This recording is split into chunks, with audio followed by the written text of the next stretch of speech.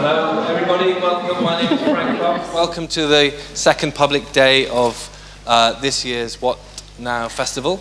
It's the 6th festival that we've run here at Independent Dance with Siobhan Davies Dance Company. My name's Frank Bock. I think I've already said that. This is the second one I have curated or proposed as a festival. This year is a very different one. This year is an artist residency where 20 of us have been living and working in the building. So the building you've entered is a part domestic space and part workspace. The space has become a very different thing for us. So we invite you to engage with what's happening here, perhaps in a different way. We're still working out what those negotiations are. What's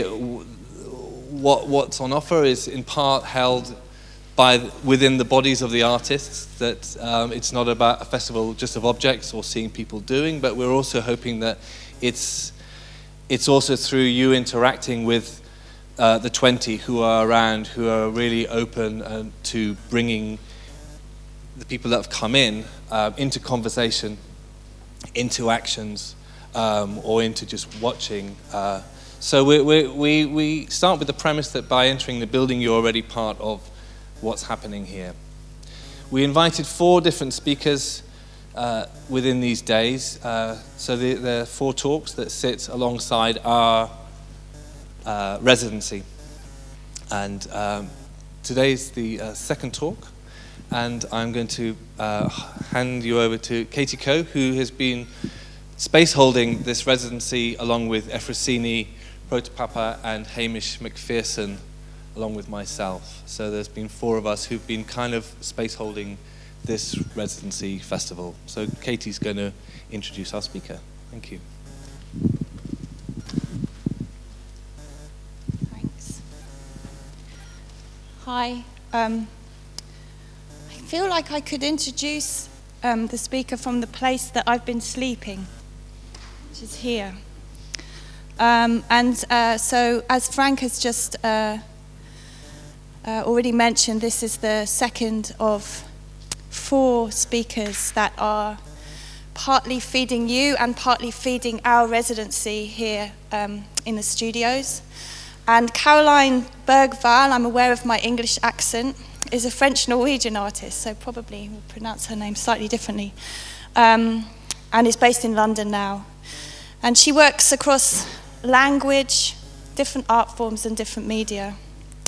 And our invitation to her was specific, and part of what she will speak about today is the challenges of our invitation, so I'm not going to talk about that so much.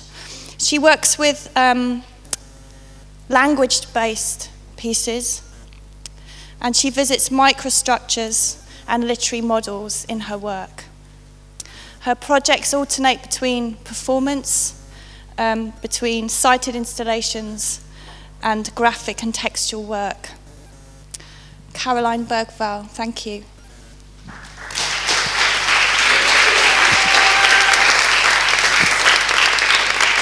Oh, sis.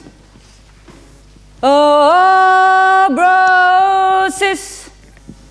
Oh, bro, sis. Hey, bro, sis, bro. Hey, sis, bro. Yeah, bro, sis. Yo, bro, sis, bro, sis. Yo, bro, sis, bro. Yeah, hey. Too many deals. Not enough daring. Too much lingo. Not enough tongue. Too much fear. Not enough fire. Fire. Da-da-da, da-da-da.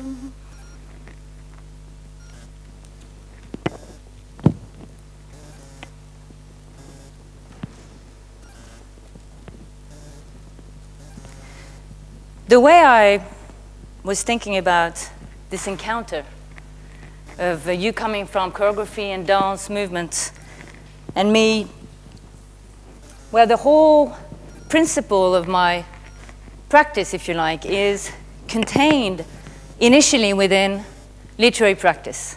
So where you could say everything is removed apart from linguistic material, verbal material. Certainly my presence is usually not needed unless I am in a performance situation, unless I, as the writer, decide to perform.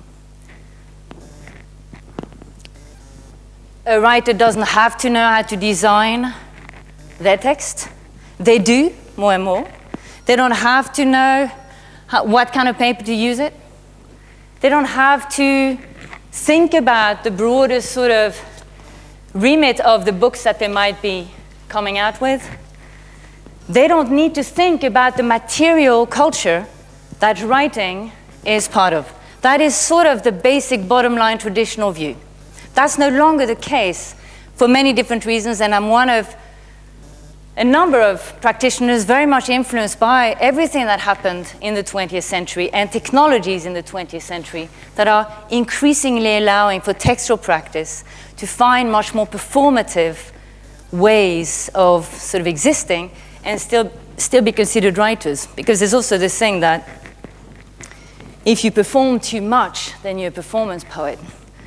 You know, if you exhibit too much, you're a visual artist. And in fact, they don't like it if I say, well, I'm a writer because I make a claim on it. Well, yeah, but you're an artist and a writer, or could we say that way? Or...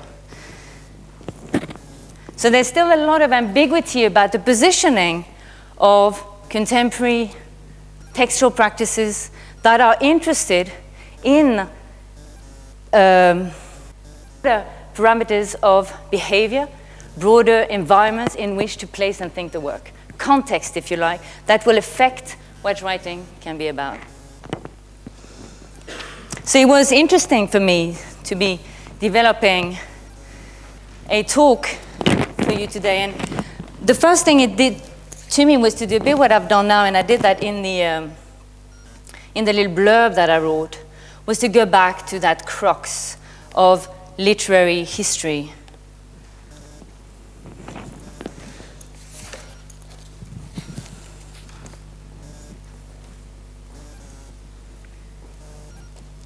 So it really doesn't matter whether this is true or not, really. We don't know who the speaker is. We don't know in what way they're sitting. And if it is me, again, it really doesn't matter. If I've written this, have already ceased to exist in this material. It is a narration, if you like. It is a place where language and writing exist outside and in its own space. If I say, no, there's many of you, so I'm going to take the big side. I am here.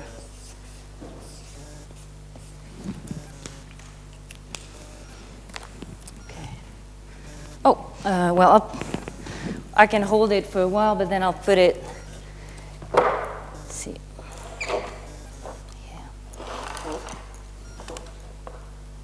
This is a very interesting sentence. You've seen me write it, and it really doesn't matter now. It sort of is very happy to exist on its own. On top of that, it's no longer me.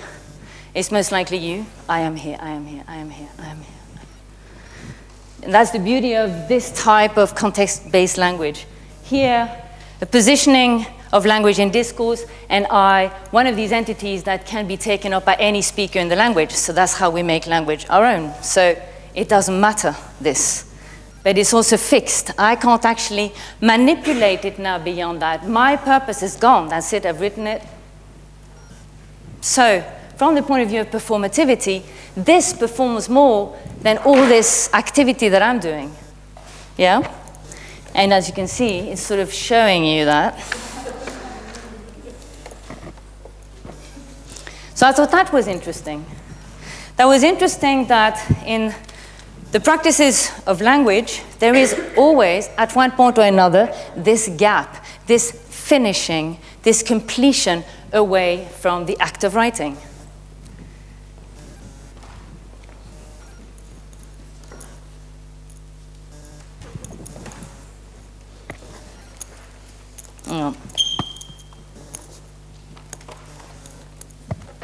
Oh.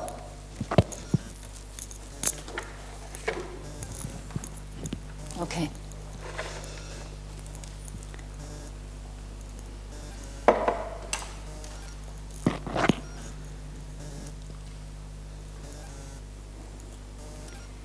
I am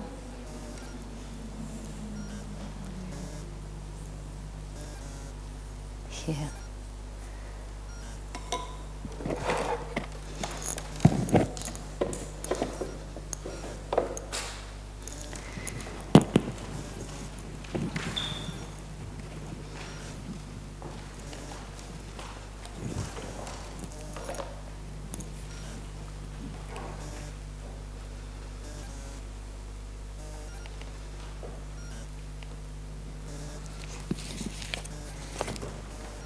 There's going to be some issues sometimes with the visuality of the images, so I'll be describing them a little bit, but this is the Chinese artist Song Dong in Tiananmen Square in 1996, a piece called Breathing. This is New Year's Eve, and he basically laid down and was breathing into the stones until his breath, for 40 minutes, until it formed a little sort of pack of ice. And then he left the space. Then it took another few hours for that to dissipate. And then to disappear. Thinking about breathing, I'm thinking about the fact that the calligrapher's hand is connected to their breath. The calligrapher has to control breath and to bring the body into the line in order for the calligraphy to be able to reach perfections or completions, or a very physical sort of sense of controlling the internal aspect of breathing into the working of the line. You follow the body in the writing line. And the poet's breath is often mentioned in relation to the line, the poetic line. So it's often measured in relation to types of rhythms or types of assonances or ways by which you get interrupted when the poet, or by the poetry if you like, by the organization of the poetry, the sounds of it that are reorganizing the breath, counterpoints if you like.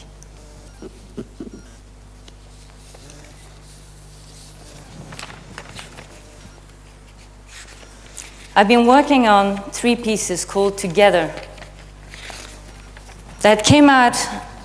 They were aired on the radio, so I was interested in this idea of, there was supposed to be voice work.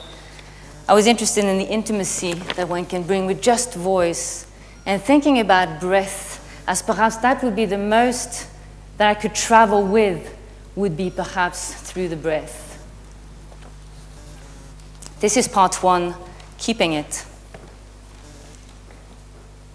Just got tired of keeping it together, of trying to keep it together, always working so hard at keeping it together, just keeping it together, always holding out to keep it together, my whole life trying to keep it together, just making sure I'm keeping it together to keep it together, keeping at it, never phased, not freaking out, not giving up, not letting go, not throwing the towel in, just wanting so badly to keep it together, trying so hard to keep it together, doing so well, achieving so much, being so great at it, performing so perfectly, getting so good at just keeping it together, keeping it together, keeping it together, keeping it together, keeping it together, keeping it together, keeping it together, keeping it together, keeping it together, keeping it together, keeping it together, keeping it together, keeping it together, keeping it together, keeping it together, keeping it together, together, keeping it together, keeping it together, keeping it together, keeping it together, keeping it together, keeping it together, keeping it together, keeping it together, keeping it together, keeping it together, keeping it together, keeping it together, keeping it together, keeping it together.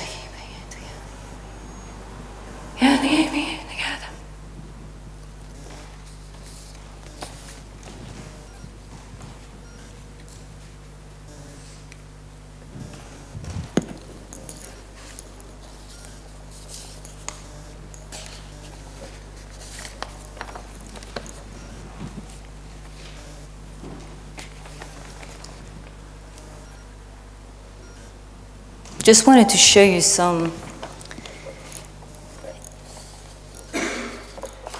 a few examples of ways by which other elements influence the literary work. This is a piece from the late 19th century, Mallarmé. And this piece, The Throw of Dice, has been totally revolutionary in contemporary or in modern poetry for the way it used space throughout the development of this work, space and the designing of the sizes and the fonts. You can't see much of it. It doesn't really matter because I'm really showing this to show you what happens in the 1960s, late 60s, by a conceptual poet called Marcel Brotus, who worked a lot with spatial practices, with museology, and this was one piece that he did following through the whole sort of piece of Mallarmé's, just by looking at the blocks of space, if you like, that are indicated already in this. Again, I thought that was interesting. It starts moving it towards a process of notation, and yet it is such a sort of seminal piece, the Mallarmé piece, that we always hold on to that as well in our acknowledgement of that piece. But there is a very nice gap that is starting to take place with a sort of nearly a recognition to its sort of maximum of what Mallarmé's project was about at that point. Yeah? So I thought that was an interesting project to show you because its root has a sort of textual organization. So it isn't a score as such, it is actually scoring the spaces of that textual piece. So always sort of tracing it back. I wanted to talk to you about the work, this wonderful piece by a Scottish, often New York-based but also London-based performance artist and writer called Fiona Templeton. And this piece is called Cells of Release. And she sort of did it in the mid-90s. This is in the Eastern Penitentiary in Philadelphia, an abandoned prison. And so she sort of collaborated with Amnesty International on this project and locked herself in and devised her work cell by cell. Basically what she does is that she works down a whole corridor and weaves. Wherever she runs out of cotton, she sort of weaves more onto it so that there is one woven line, one line of text that takes through the entire corridor through each of these cells. And it took her about 3 weeks to do so.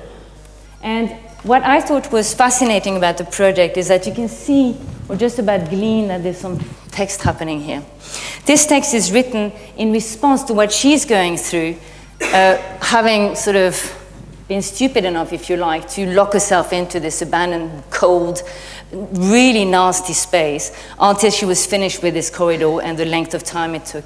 And all the questioning that it starts generating for her practice. Why am I here? What is writing about? Where are the people? Why am I here on my own? Where is everybody? And in fact, some of these questions came up when the audience were finally allowed in, when the installation was done. But so really going to the crux, the bone of being in this sort of, being inside that site, being with her practice, trying to write her way through this corridor and trying to make sense cold of the time, of the space, and to do so through, if one could talk like an embodied practice of writing, yeah? Doing it by weaving her way and at the same time writing her way through these cells. There's a book that came out that's called Cells of Release that sort of traces up through photo documents and also the text that she wrote there. Now, what I thought was really exciting about this project, and that sort of made a full circle away from this premise that the writer somehow, away from the situation of writing, has finished their work. What she does here is that she uses the method with Amnesty International of the way they sort of ask members to write to prisoners of conscience. So their principle, Amnesty International's principle, as you know, is to have a lot of people write letters to prisoners all around the world that they have taken on in relation to the different kind of situations that they are facing. And so these letters that are coming into prisoners are sort of signs of hope. But primarily, they're not literature. They are sort of collective, emotive, and emphatic ways of connecting with somebody else. So in that sense, what the writer here does, she calls on the writing, but outside of art practice. And I thought it was a really interesting way of thinking about that doubling, or that sort of setting up that spiral of activity. She sets up her own reflections, her own reading of all these cases as she goes through the cell. But what is also here when people will arrive are the possibilities of picking up the pen and writing, and then writing to send it out to another context, where there will be a very different sort of use, a very different sort of purpose for that writing.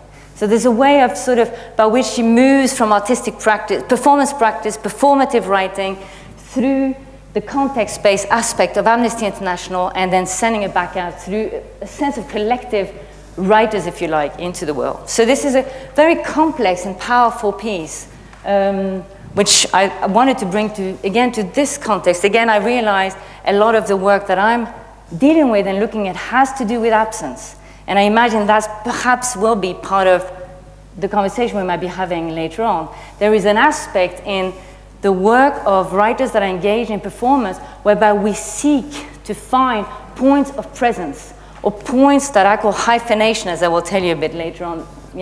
So, but the main premise is that you are not where the work is.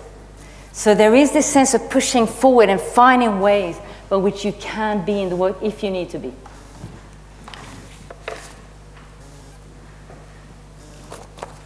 This is a sound piece, a calligraphy piece by the American artist Anne Hamilton. At this point, I just do this. Begin with the hairline, go up, fall down, then the clock, and press, and fall down 7, around to 5, slightly up and around. 11 o'clock down to 7, over to 5 to 1, and pause, press, descender, loop around and up and around, and over and over. Touch the line up and pause, and hesitate to press. Around and press. Press over. Fall down, hit the line, bounce back up to 11 o'clock, End up. over to 1 and up. And go back. And press. 11 And press. hesitate. Fall down. The eye. Back up to 1. Press. Fall down, around and up. Fall down. Press. Fall down, around and up. The J. Go over to 11 o'clock, hesitate. J. Pause, press down. Go to 11 o'clock, hesitate. Loop around. And Pause around. and press. Go up. Stop at the line. Pause, Go up. press. Loop around. Stop at the line. Go up to 1 o'clock. Go down. And Make a dot. Go to 1 o'clock. Press. Go And down. over. Make a dot. And press. And over. Line up. Clock down to 7. Over to 5. Pause. Go up and around. Pause. And press. Pause. Fall down, hit the line, and bounce back up. Loop around and up. Fall down, hit the line, bounce back up. Down to 7. To 11. Hairline up and pause. Down to 7. 7. Up to Up to 1. 1. Press. Down to 6. Bounce back up. Up to 1. Fall down, hit the press. bounce back up. Bounce back up. Fall down, hit the 11 line. o'clock. Over to 1 and up. Hesitate. Down, hit the Go over line. 1 o'clock and press. Fall down, hit Hesitate. the line. Lightly go to 1 o'clock and press. Stop the Fall line. down, hit the line. 11 o'clock down to 7, up to 1. 11 o'clock down to 7, and up to 1. Turn around, go over. Press at 1, Drop go the down. J. And around. Press at 1, go down. Lift. And around, Lift and to up. Go up. Hit the line. Lift 5, turn around. 11 to 1. Stop To to 5, turn around. Align to Q. 11 Go up to to 7, To Go Q. down. Make a up dot. to 1, 11 to 7. hesitate, And over. press, Up fall to down, 1. beneath, Hesitate. Press. Your line Fall up. and down. up, Beneath. and over. Pause. And And up. go up and around. And over. Press. Fall down. Hit the line and bounce back up.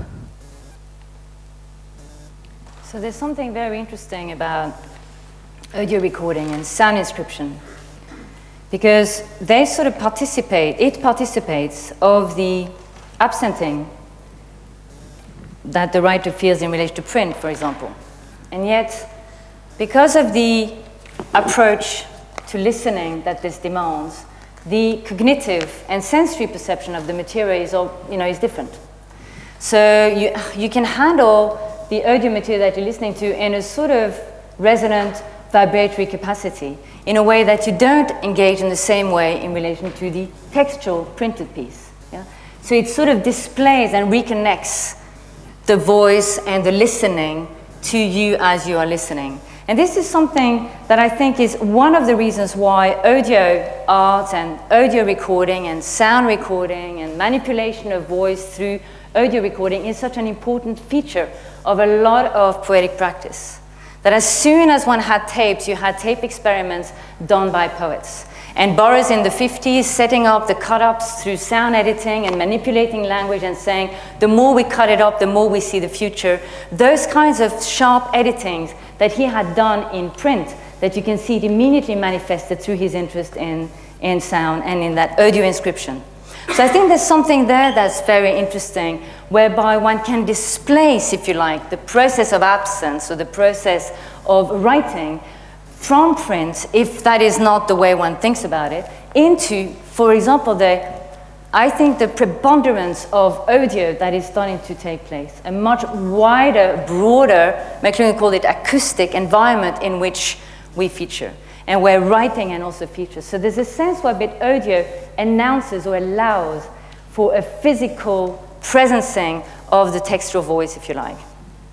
Now, outside of that slightly more sort of conceptual way of thinking about it, there's also been the fact that, well, the poet's voice is crucial. It's great now we have recordings, because now we know exactly how the text should sound. Now we know exactly what the text is about. Okay? So that's one view of that type of hyper-connection, if you like, authentic connection between voicing, the poet's voicing and their text. I don't subscribe to that particularly.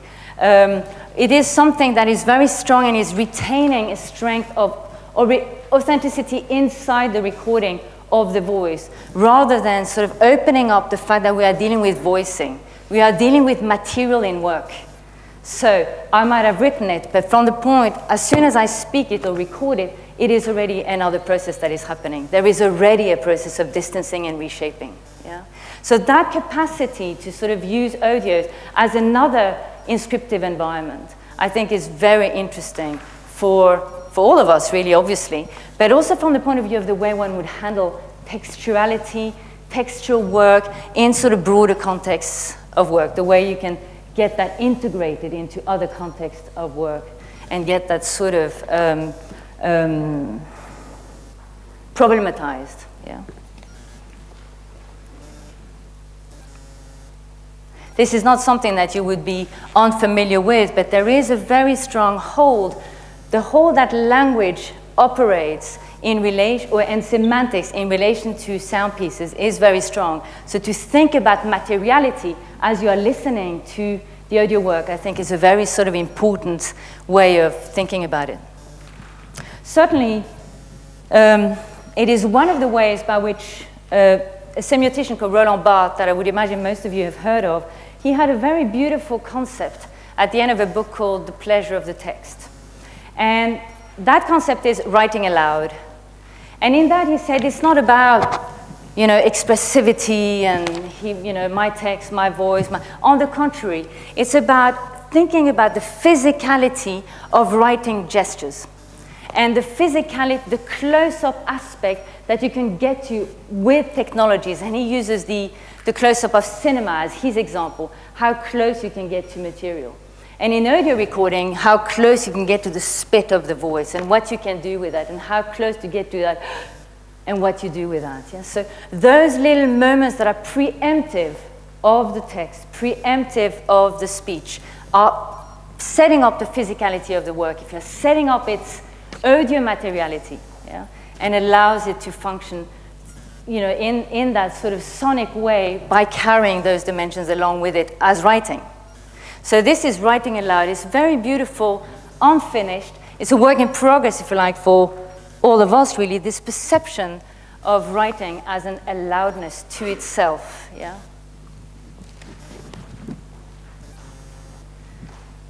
I just wanted to bring 3 images of pieces that have been of great interest in the way I've been approaching work great interest to me in the way I've been approaching work. A piece by Gordon Matta Clark from the 1970s called Conical Intersect. Now that, Matta Clark did a lot of sort of guerrilla digging and destructions, inner destructions of buildings that were on their way to being demolished anyway. But what I found very interesting, and I don't know how, yeah, you can see it.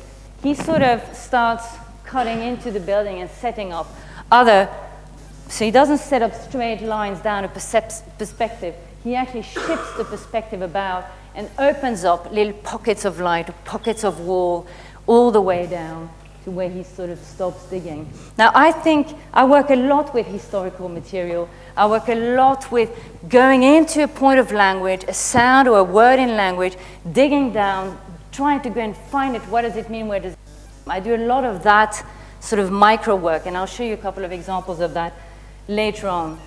So I found this way of doing it, the surprise of setting up things that are not straight lines, not straight perspective, not just depth, but actually lateral movements into the depth of the building. I find his work very interesting. Also for the fugitive nature of the work in the sense that all that disappears. Another piece that was very useful to me early on in my work was this whole series that the sculptor Hans Bellmer did called The Puppe. And I think I've only brought one image here, but I would imagine most of you, again, have seen those reconstituted dolls or figures, sculptures that have no head, that are female, supposedly, that have no head. At least, let's say they come from a female girl shape of sculpture that he has developed, and that he then reassembles. And I thought, so I just brought this one, that's the first doll. There's a lot of perversion in the way that he and a lot of violence in the way that he also handles these images. But I thought there was something really interesting from the point of view of language and body, if you like, a type of coextension between the two, where you can think of these different joints, these different disarticulations that you see there, and you think about language. And you think about the permutational capacity of language. When you're in an alphabetic system, we are working with something that has a logic to each other. So you'll have the verb that has a subject, and you'll have the object, and you'll have the adjective, and all that starts building up into something that becomes the essential structure that you need. It functions a little bit like this disarticulation here. And the way, as you know, Bellmer reassembled it is full of his own violent fantasies. However, to rethink the assemblage of body representation and human representation is crucial. To be able to take off an arm and then put something else in its place and look at it is very important. And so the same thing here in relation to this as a way of manipulating language, manipulating structures of language. And I use it as well to starting developing ideas of bilingual practice. Moving from one part of language to another language via code switching. So via a break, a natural break, if you like, in the sentence that allows me to move from French to English undisturbed. And all bilinguals know about this process. This is the sort of syntactical logic by which you can move from one language à un autre, et en fait, personne n'entend rien, and then you can come back to it, and it's absolutely fine. And that code switching, the subtleties with which this can happen, and the confusions it creates in the listener is something I started developing when I started looking and thinking about body representations, disarticulations, and then sort of dislocations, rethinkings of language structure. Is any of this of interest? Yeah, is it? Yeah? Okay, good. Thank you, because I think it's very interesting, but it's not always interesting described back. Thank you. So here you have, anyway, a very, very early piece that I did with the Belmer environments, but starting to use my own vocabulary. And actually, this is a lot of transparencies. Can't see it so well here, but it's this early collage in which I was trying to think about short sentences that are sort of starting to get interrupted by other sentences that move into it. I'll give you a very quick example. It became a very long project called Go an Atom, in which, in 3 parts, and in which the very first part is based on 13 of the photographs of Belmer's doll. And I'll just read you a couple of these so you can see a little bit the simplicity of it, because French-English are pretty close, so from that point of view, it's sort of quite lucky, but also what it still does. Enter, dolly. Entered, enters, enters, entered, enter, entra, entrain, entrail, entravaille, labour, labour, labour, wears God on a strap, shares Mickey with all your friends. It's got a white slit down the lily, it's got a vide slot down a lolly to a head less in these slots into liqueur shackle, good daughter some presses, tit bot on for the poopers, panorama. Nick around at Ollie, whoop pops her body parts onto the floor, ring the morning, it's never matters what goes back on where here, dolly, good dolly, in a nice shape or form, with one fine toast there in the belly, with no head, with no sticky hairs round the folly, and her fingers at the tips or more. And then on she goes. Continues developing a sort of physical environment that she inhabits as the dolly, and then slowly that dolly starts entering into much more complex figures of cohabitation, coexistence between other very sort of peculiar, bizarre linguistic figures that all one way or another touch on a problematization or complication of representation of genders, sexuality, and a type of history in language. And then just wanted to bring you this piece here. I work a lot with, this is a piece by Nancy Sperry. It's not actually a piece, it's more like her glossary of stamps. And she has this, she's been they published in some of her later books, they started publishing this. Sorry about that, it's sort of that way. So it's not you, it's actually the image. Where she started, she would do a lot of cutouts from magazines and from whatever, history, books, archaeology, and then put together these and keep those as indexes, and then she would use those as stamps for when she was setting up her prints or working for her wider wall pieces. For me, I love her work, but what I also find really interesting here is this idea of this more iconic units, if you like, that she works, this collection of visual or sculptural gestures that she has so that she can go to those when she puts together the rest of her work. I think that to have that, to sort of having a collection of things that we know how they work, we've worked it, we know how they accumulate, we know how we might spread them out. I think, I find that very useful. And so I've been doing that increasingly in my work, setting up understandings or units, if you like, that sort of help me to move a project along or to go from one project to another.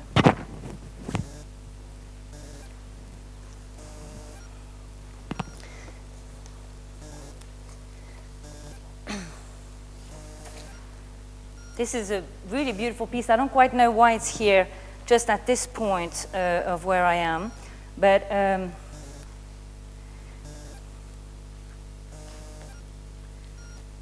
let me, yeah, it doesn't matter. It's a great piece, so I'll just describe it.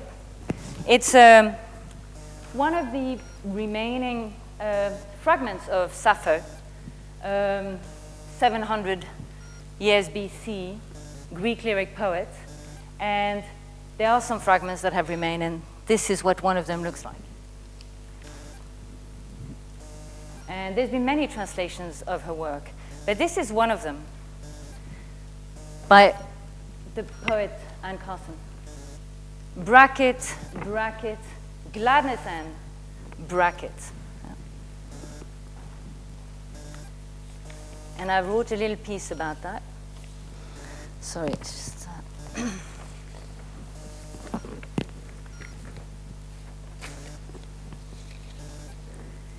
The brackets want us to imagine the corrosive dust, the holes, the rot, the degradation of the text material support.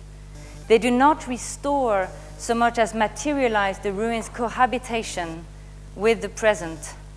The brackets do not sing, they do not speak, they show and separate what's in from what's out, what's here from what's gone. They do not imagine the text that might have graced the vanished sections of scroll. They simply represent that something is not. The text material history is allowed to resonate at the heart of the poetic work.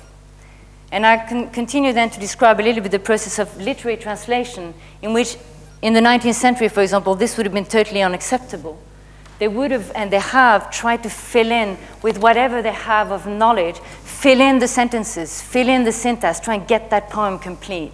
And of course, translation is really always in response to its own time. So it's a really, I think, a really beautiful project that came out just a few years ago here, and very much a reflection of what we are interested in, a type of being able to revalue the ruin even if we don't understand it, but to go and dig at it even if we don't know where it leads. It's a very different sort of way of thinking about the erased, the erasures, what has disappeared. Yeah.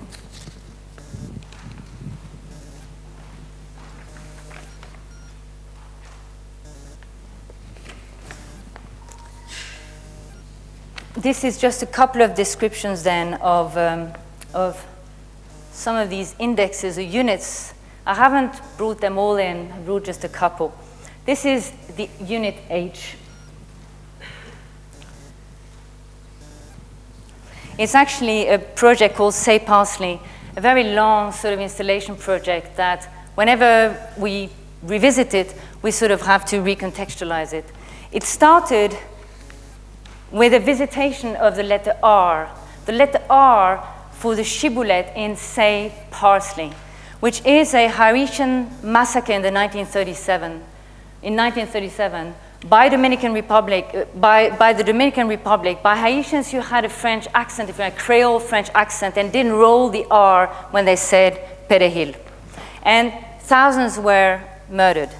Now, the shibboleth is that. It is that violent biblical event which is reenacted in human history at various horrific sort of intervals. So I caught up on that history and the presence of the shibboleth among us. And I did I was invited to think about a project after 9/11, and I started thinking about the shibboleth, because we were starting to move into times where in Britain we were also looking at accents in a different way, starting to looking at cultural origination in a different way. We were back into a mode of suspicion. So I was thinking, so language and accents inhabit us from way within. From, you'd have to retrain yourself to lose that accent, to find another pronunciation. You have to start hiding, you have to start shifting. And so that sense of how we are owned by the way we speak, and how it can literally kill us when you're on the wrong side of speaking, basically, I thought was really sort of very important or significant of what was starting to happen here in Britain as well. And so there was a first version of Say Parsley that came up as an installation in which we were using primarily psychoacoustic experiments, so that what you could hear were really the way you are speaking the words that are circulating in the space. When I was invited a few years later by the Anofini to set up this piece as part of a season called Lingua Franca, I was then thinking about the British context and other types of smaller shibboleth, stigmatizations, smaller letters, small pronunciations that, as we all know, always stigmatize. And the letter H does not matter in America, for example, but here, of course, you drop your H. It sort of is still a marker. And even that issue of dropping the H has gone through a whole sort of long history. At one point, it was very cool to drop the H, so aristocratic and French, and then it became, again, sort of definitely not the right thing to do, and signs of working class background, etc. So I was interested in that H, and I set up a whole installation in which these are 25 plumb lines, and under each of those there's a letter.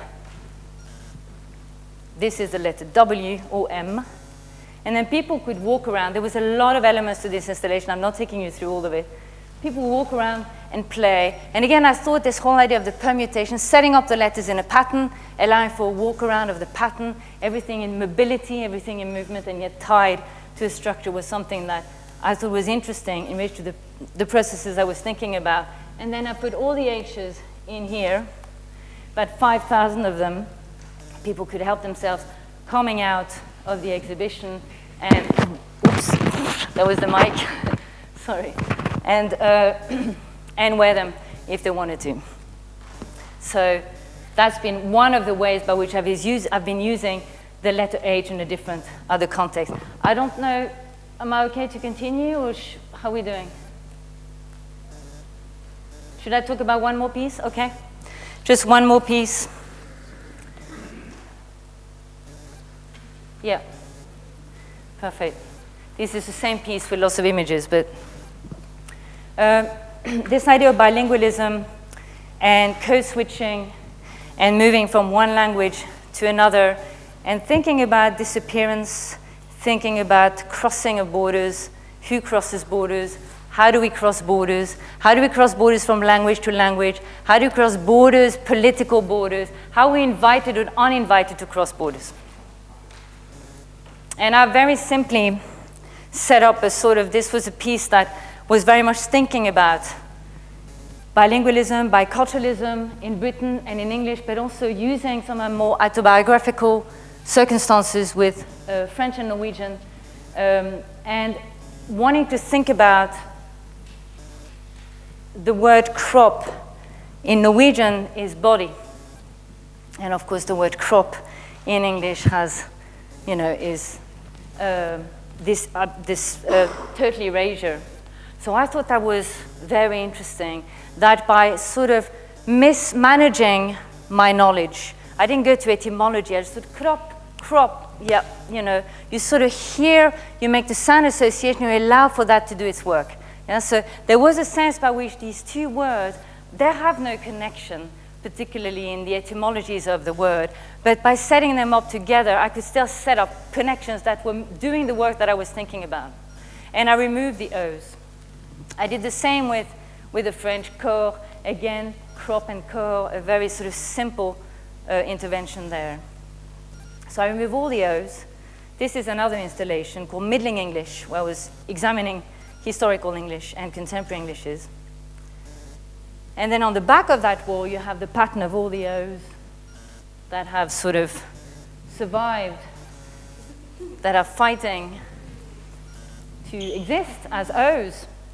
Or, and I use Gill Sans on purpose, just sort of spatial units. They become a spatial pattern. So they interest me as well, because then we start thinking about what is, for example, the midden or residues, or very different types of elements that we can think about when we see this pattern of spatial signs. So using the O very graphically as something that occupies space, and here it is used as something that has been removed from that space. And this piece travels, has had a different type of configurations.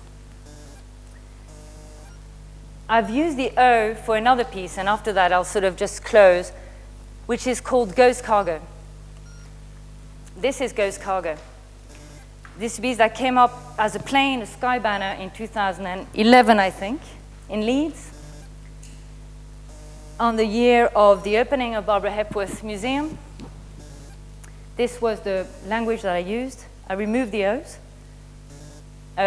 This is a very simple, cheap banner, so you can only one color and so many letters. So I was tied as well to, type of sentence. It fitted perfectly. Unknown political prisoner. And it was based, the choice of those 3 words was based on this sculpture by Barbara Hepworth, where she'd been invited after World War II to be part of the competition for the monument to the unknown political prisoner. And she did this maquette, where you can see there are these different sort of O-like removals. And she did this maquette, didn't win, but then they didn't build the monument after all anyway, even with the winner. So I figured it was time we sort of set a piece up like that, especially since this was very much at the height of the scandal around CIA rendition flights. So there was all sorts of correspondences that allows for this type of work to find its place through just these little removals. So, and I've continued working now, I've been working with this letter, which is obsolete in English, and that has allowed me to work with the idea of no ping instead of nothing. But I won't take you through that now. But literally just this idea of being able to, like Nancy Sparrow, having these tiny units, being able to take tiny units in language that are signs of phonemes, and then look at some of where it might lead you. So look at what kind of new alphabet, new index might be created out of these existing elements. Yeah. I had a whole sort of spiel about this whole idea of hyphenated practice. I think I've said plenty of that in the way that I've been talking and sharing my thoughts. Literally, this idea of shifting the center of writing from print to involving primarily issues that have to do with literarity, that have to do with being literate of a kind, but not necessarily in relation to literature only. And therefore really opening yourself up in the use of language to being able to manipulate it and place it and locate it in a number of environments with a number of different types of questions that come out of these new contexts, that come out of these new media, that come out of these new environments.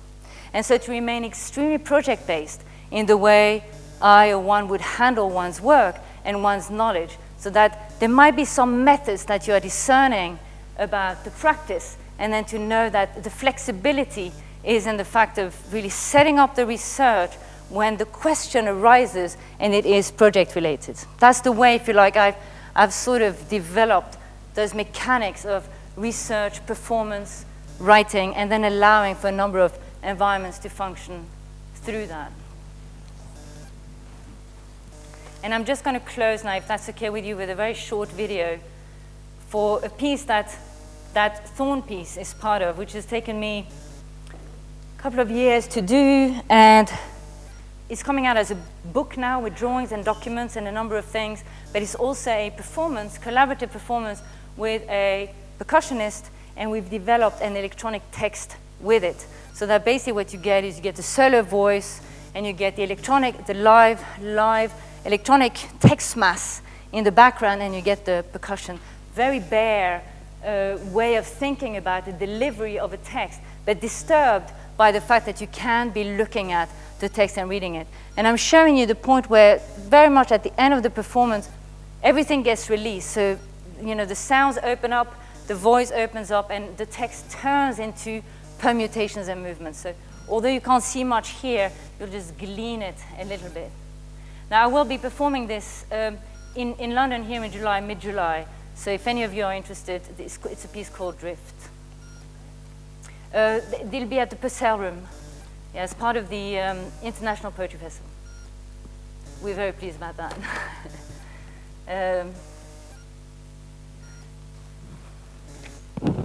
Because for a long time, as I said earlier, there was the sense that I was going to become an artist. So it's great to be invited as part of the Poetry Festival with that entire machine, if you like. So. And as you'll see and as you'll hear, also very basic, nearly archaic elements that have to do with the performance and the delivery of language in public. Yeah. So here we go. So this is just, as you can see, 2.5 minutes. Some of that language is an old Eddic poem, Nordic Viking, one of the foundational texts of the Vikings, mistranslated by me. Can you put a bit louder? But I think my voice is gonna, yeah. I don't know if you can see.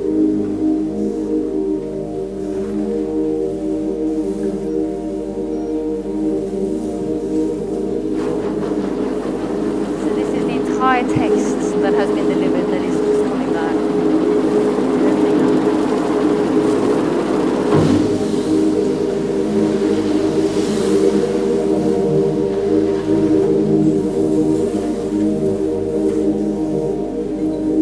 Getir allar geis gesses all adur gangi fram others go Skodas kyli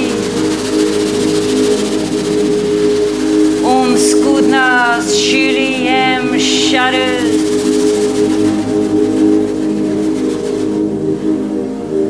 Vi vittnas att vita certain way What unwise is that Vinny What each uncertainty Flatty, fyrir sits by fleeting fires, fireflies. Elders are berries, oxolar seeds, solar side. Okay. Sing matter, hopes, better alive than unalive. Okay, okay. Not lost at life and with lust for life. Elders are berries, oxolar seed, solar thing matter hope. Up, up.